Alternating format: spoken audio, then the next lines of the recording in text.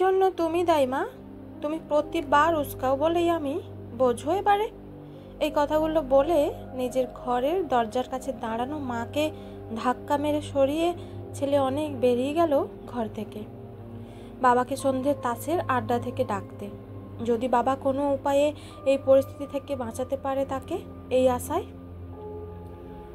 নমিতা দেবী ছেলের দেওয়া ধাক্কা আর নিজের মানসিক ধাক্কা সামলাতে না পেরে পাশের সোফার উপরে বসে পড়লেন।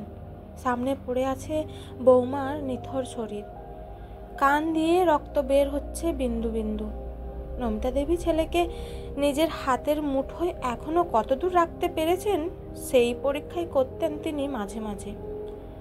যদিও মায়ের প্রতি গভীর আনুগত্য দেখাতে গিয়ে ছেলে বারবার মায়ের নেওয়া পরীক্ষায় ভালোভাবেই পাস করে যেত, প্রায় দিনের মতো আজও ছেলের কাছে বৌমার নামে এটা সেটা লাগিয়ে চোখের জল ফেলে ছেলের হাতে বৌমাকে সাহায্য করার প্রবল যে ইচ্ছে হয়েছিল তার মনে, সেই শখ মেটাতে গিয়ে আজ এই পরিস্থিতির মধ্যে পড়তে হলো তাকে। ছেলে বৌমাকে চড় মারতে গিয়ে বেকায়দায় এমনভাবে লেগেছে যে ছেলের হাতে বৌমাকে সাহায্য করার শখ চিরকালের জন্য মিটেছে আজ। সোফায় কিংকর্তব্য বিমূঢ় হয়ে বসে রইলেন তিনি।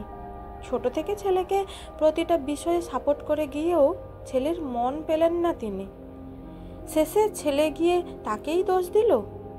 মনে পড়ে গেল তার বছর 20 আগের কথা। ছেলে তখন ক্লাস 4-এ পড়ে। একদিন স্কুল থেকে এসে ছেলে নালিশ করেছিল তার ক্লাসমেট ঋতিকা তার বুকে কনুই দিয়ে জোরে মেরেছে, তার বুকে ব্যথা করছে। নমিতা দেবী সঙ্গে সঙ্গে বাড়ির ডাক্তারকে ডেকে ছেলেকে দেখিয়েছিলেন, যদিও ডাক্তার এসে তেমন কিছুই বোঝেননি। তবুও পরের দিন নমিতা দেবী ছেলের সাথে স্কুলে গিয়েছিলেন মেয়েটির নামে নালিশ করতে। এত বড় সাহস তার ছেলের গায়ে হাত দেয়! যথারীতি মেয়েটিকে ডেকে এনে গার্জেন কল করা হলো। মেয়েটির মা এলেন। মেয়েটি ঘাবড়ে গিয়ে অভিযোগ বারবার অস্বীকার করছে দেখে নমিতা দেবী তবুও নিজের ছেলের আগের দিন বুকের ব্যথায় শ্বাসকষ্টের কথা পর্যন্ত উল্লেখ করলেন। অনেক মায়ের দিকে তাকিয়ে মাকে মিথ্যে বলতে দেখে অবাক হলেও বেশ মজা পেয়েছিল সেদিন। অনেকের ক্লাসের ঋতিকা মেয়েটিও নাকি বেশ দুরন্ত, তাই সহজেই বিশ্বাস করলেন সবাই। মেয়েটির মা সবার সামনে বকা দিলেন মেয়েটিকে। 2 দিনের জন্য ঋতিকার ক্লাস সাসপেন্ড করা হলো শাস্তি অনুযায়ী। ছেলের অসুস্থতার অজুহাত দিয়ে নমিতা দেবীও ছেলেকে নিয়ে বেরিয়ে এলেন স্কুল থেকে। যাক, জব্দ করার উদ্দেশ্যে গিয়েছিলেন, করতেও পারলেন, এই ভেবে খুশি হলেন বেশ মনে মনে। বেশ খুশি মনে স্কুল থেকে বেরিয়ে মায়ের তার প্রতি সাপোর্টের কথা বুঝে বেশ মজা করে অনেক বলল, জানো তো মা, ঋতিকা আমার বুকে মারেইনি, আমি তো মিছিমিছি নালিশ করেছিলাম। ও তো ক্লাসের মনিটর, আমার নামে ম্যামের কাছে নালিশ করেছিল, ভীষণ রাগ হয়েছিল আমার, আর সেই জন্যই ইচ্ছে করে আমি ওকে শাস্তি দিলাম। কেমন জব্দ করলাম ওকে, বেশ মজা হলো আজ। সেদিন ওইটুকু ছেলের এমন বদবুদ্ধি আর অভিনয় দক্ষতা দেখে অবাক হলেও কিচ্ছু বলেননি নমিতা দেবী। উল্টে ছেলের মাথার চুলটাতে আঙ্গুল দিয়ে নাড়াচাড়া করে নমিতা দেবী ফিসফিসিয়ে বলেছিল, ইস কি দুষ্টু রে তুই। তারপরে কিছুক্ষণ চুপ করে কি ভেবে বললেন, শোনো, এই কথা আমাকে বলেছ ঠিক আছে, কিন্তু কাল যেন এটা স্কুলে গিয়ে কাউকে বলো না। এরপরে আবার যখন ক্লাস 8-এর স্কুলের পরীক্ষার ইতিহাসে টুকলি করার অভিযোগে গার্জেন কল হয়, তখনও তিনি নিজের স্বামীকে যেতে দেননি। অনেক এতদিনে বুঝে গেছিল যে যেই অন্যায় করুক না কেন তার মা ঠিক সামলে নেবেনই। ঠিকই চিনেছিল তার মাকে। নমিতা দেবী নিজে স্কুলে গিয়ে স্যারের সাথে বাজে ব্যবহার করে প্রমাণ করতে উঠে পড়ে লেগেছিলেন যে তার ছেলে টুকলি করতেই পারে না। সেদিনও বাড়ি ফেরার পথে গজগজ করতে করতে ছেলেকে বলেছিলেন নমিতা দেবী, পারিস না তো টুকলি করতে যাস কেন? আর এইসব মাস্টাররা নিশ্চয়ই ভালো পড়ায় না, নইলে আমার ছেলেকে টুকলি করতে হয়। ছেলের মন সেদিনও খুশিতে ভরে ওঠে মায়ের আস্কারায়। ধীরে ধীরে অনেকের দৌরাত্ম্য বাড়তে থাকে। প্রথম প্রথম এদিক ওদিক থেকে লোকেরা নালিশ করতে এলেও নমিতা দেবীর ঝগড়া করে তাদেরকে বিদায় দিয়ে ছেলেকে বাঁচিয়ে তিনি ছেলের কাছে প্রমাণ করতেন তিনি কতটা ভালোবাসেন ছেলেকে। ছেলেও মায়ের অন্ধ ভালোবাসার সুযোগে এনিয়ে বেনিয়ে হাজারটা মিথ্যে বলতে শুরু করে। নমিতা দেবীর স্বামী অমিয়বাবু অনেকবার স্ত্রীকে সাবধান করতে চেয়েছিলেন, ছেলেকে কিন্তু এরপর সামলানো যাবে না। কিন্তু এই সাবধান বাণী এতটাই মৃদু স্বরে ছিল যে নমিতা দেবী হেসে উড়িয়ে দিয়ে বলেছিল, তুমি তো সব সময় আমার ছেলের অন্যায় দেখতে পাও, বাবা নাকি পাষাণ তুমি?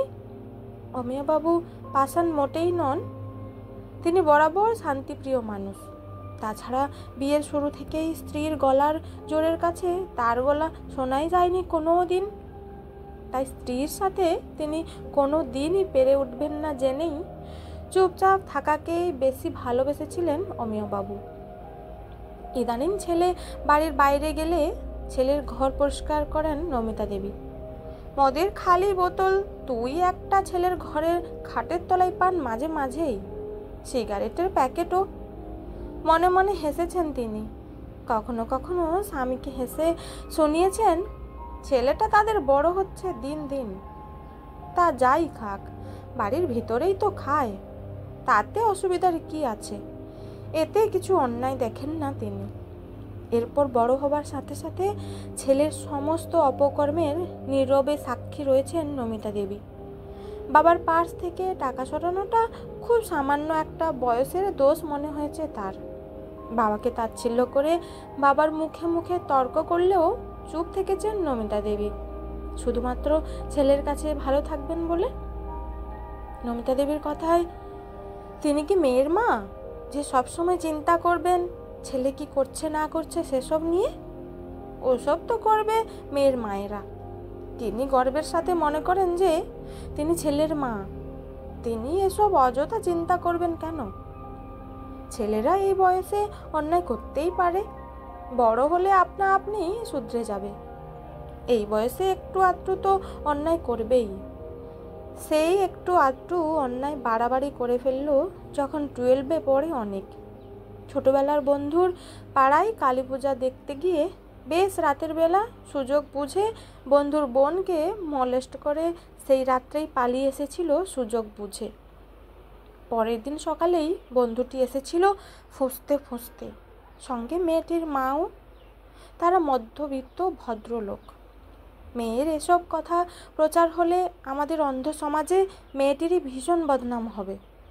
তবুও নিজেদেরকে আটকাতে পারেননি তারা। নমিতা দেবী বুঝলেন সবই, ভুরু কুচকালেন তিনি। গতকাল রাতের বেলা ছেলেকে কালী পূজা থেকে হঠাৎ ফিরে আসতে দেখে আর ছেলের চোখ মুখ দেখে নমিতা দেবীর সন্দেহ হয়েছিল, কিন্তু তিনি কিছু জিজ্ঞেস করেননি। তবুও পরের দিন মেয়েটির মা ভাইকে অপমান করলেন এই বলে, মেয়ের মা যখন হয়েছেন মেয়েকে সাবধানে রাখতে শিখুন। অত রাতে ছেলেদের সামনে ঘুরঘুর করে যে মেয়ে, তার চরিত্র বেশ জানা আছে আমার। যান যান, এসব আমার ছেলেকে ফালতু ফাঁসানোর তাল, কোনো লাভ হবে না। সেদিন হয়তো মেয়েটির মা এই আশায় এসেছিলেন নমিতা দেবী নিজের ছেলেকে অন্তত শাস্তি দিক, কিছু বলুক, কিন্তু উল্টে নিজের ছোট্ট মেয়ের চরিত্র নিয়ে উল্টো পাল্টা কথা শুনে মেয়েটির মা কাঁদতে কাঁদতে বেরিয়ে যেতে গিয়েও তার দিকে তাকিয়ে বলেছিলেন, আপনাদের মতো মায়েদের আস্কারের জন্যই ছেলেরা এত বাড়তে পারে। ছেলের অন্যায়কে সাপোর্ট করে তাকে আরও অন্যায় করার সুযোগ করে দিচ্ছেন। এইভাবে জেগে ঘুমানোর ফল অবশ্যই আপনি পাবেন একদিন। নমিতা দেবী তাচ্ছিল্যের সঙ্গে মুখ বেঁকিয়েছিলেন সেদিন। আজ সোফার উপরে বসা মানসিকভাবে বিধ্বস্ত নমিতা দেবীর ওই মেয়েটির মায়ের কথাগুলো ভীষণভাবে মনে পড়ল। সত্যি তিনি আজ উপলব্ধি করলেন, দিনের পর দিন ছেলের প্রতি স্নেহান্ধ হয়ে সর্বোপরি ছেলের প্রতি নিজের ভালোবাসার প্রকাশ করতে গিয়ে কিভাবে ছেলের অন্যায়কে সাপোর্ট করে গেছেন, ছেলেকে অন্যায় করতে আরও উস্কানি দিয়েছেন। মেয়েটির মা ঠিকই বলেছিল, এর ফল যে এমন হতে পারে স্বপ্নেও ভাবেননি নমিতা দেবী। আজ ভয়ে দুশ্চিন্তায় কান্নায় ভেঙে পড়লেন তিনি। একটু পরেই অমিয়বাবু ছেলেকে আর তাদের ফ্যামিলি ডাক্তারকে নিয়ে প্রায় ছুটতে ছুটতে ঘরে ঢোকেন। ডাক্তার বৌমার হাতের পালস টিপে মাথা নাড়লেন দুদিকে, তারপর বললেন, এ তো পুলিশ কেস। তারপর ডাক্তার নিজেই থানায় ফোন করলেন। অনেক কেঁদে উঠল এবারে। স্ত্রীকে হারানোর দুঃখের থেকে জেল হবার ভয়ে আজ আর কেউ বাঁচানোর নেই তার। পরিস্থিতি দেখে দিশেহারা হয়ে গেলেন অমিয়বাবু। ছেলেকে বাঁচানোর কোনো উপায় আর নেই, দেয়ালেরও বুঝি কান আর থাকে। আজ প্রতিবেশীরা টের পেয়ে উকি মারছেন দরজা দিয়ে। ধীরে ধীরে ঘরের সামনে জড়ো হচ্ছেন সবাই। কেউ কেউ বৌমাটার জন্য আফসোস করছেন, কেউ বা সরাসরি নমিতা দেবীকে শুনিয়েই বলছেন কিভাবে ছোট থেকে ছেলের অন্যায়গুলোকে প্রশ্রয় দিয়ে মাথায় তুলেছেন, তার প্রত্যক্ষ সাক্ষী তারা। আজ আর নমিতা দেবীর সবাইকে অপমান করে তাড়ানোর সেই মেজাজ নেই। সোফায় চুপচাপ বসে বসে নমিতা দেবী নিজের করা দোষগুলোর পরিমাপ করে যাচ্ছেন বুঝি নিঃশব্দে। কিছুক্ষণ পরে অমিয়বাবু ফোন করলেন বৌমার বাপের বাড়ি। নমিতা দেবী এবারে আর থাকতে না পেরে সবার সামনে জোরে ফুঁপিয়ে কেঁদে উঠলেন। অমিয়বাবু স্ত্রীর দিকে ভীষণ বিরক্তির চোখে তাকিয়ে নিজের মাথাটা দুই হাত দিয়ে চেপে ধরে ভাবলেন, সমস্ত দোষই তার স্ত্রীর। তার বৌমা খারাপ ছিল না, চুপচাপ শান্ত মেয়ে। নিজের উড়নচণ্ডী ছেলেকে নিজের কোম্পানিতে অনেক চেষ্টা করে জয়েন করানোর পর ছেলেকে বসে আনতে বছর দুয়েক আগে দেখাশোনা করেই বিয়ে দিয়েছিলেন। কিন্তু অমিয়বাবু বুঝতেন না তার স্ত্রী কিসের মানসিক যন্ত্রণায় বৌমার সামান্য সামান্য নিত্য নতুন ব্যাপার নিয়ে অফিস থেকে ফেরার পরে প্রায় প্রতিদিন তিলকে তাল করে ছেলের কানে তুলে দিয়ে ছেলে বৌমার ঝগড়া, এমনকি মাঝে মাঝে বৌমার গায়ে হাত তোলাও উপভোগ করতেন পাশের ঘরে বসে। সেই সঙ্গে মনের ভিতরের অনুশোচনা থেকে আজ হঠাৎ এটাও মনে হলো, দোষ কি তার নিজেরও ছিল না? এত কিছুর পরেও কোনোদিন স্ত্রীর উপরে ছেলের উপরে জোরালো প্রতিবাদ করার সাহস হয়নি তার। বাড়ির কর্তা হয়েও সংসারে জেগে ঘুমানোর প্ল্যান অব্যাহত রেখে যাচ্ছিলেন শুধুমাত্র অশান্তি এড়ানোর ভয়ে। কিন্তু অশান্তি কি এড়াতে পেরেছেন তিনি? এই মুহূর্তে অমিয়বাবু ভীষণভাবে উপলব্ধি করলেন যে অশান্তি এড়ানোর ভয়ে সংসারের চোখের সামনে হওয়া সমস্ত অন্যায় এইভাবে দেখেও না দেখার ভান করে ভীষণ ভুল করেছেন তিনি। শাস্তি অবশ্যই তারও প্রাপ্য, কারণ কথাই আছে, অন্যায় যে করে আর অন্যায় যে সহ্য করে দুজনেই সমান দোষে দুষ্ট।